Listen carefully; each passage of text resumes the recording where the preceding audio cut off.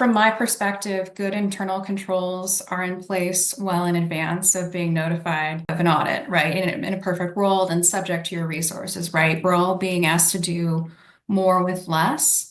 But here's a couple of internal controls from firsthand experience that we found are beneficial.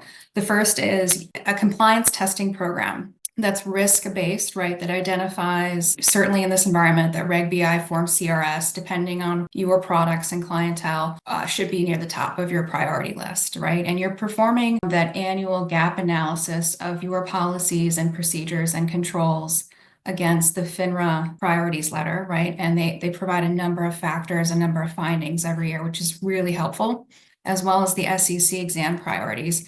And you really want to do a gap analysis there, not simply looking at what they're calling out, but do you do these things, or do you potentially have these same issues, and making an action plan. And then you have, proper governance where you're reporting on the state of your compliance program, the results of your compliance testing, any remediation items, and you're setting deadlines with your business partners to address those issues. So that's all going to happen ideally before you get to the audit.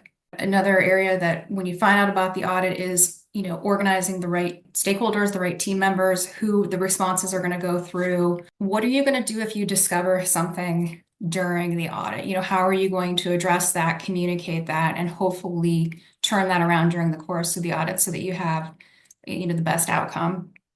I think it's also having regular, controls testing, looking at your technology if you're using a vendor.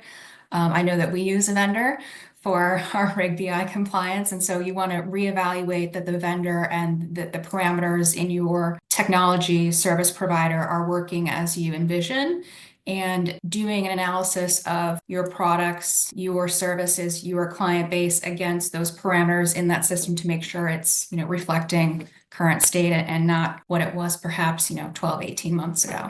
So those are a few things that we found have been beneficial.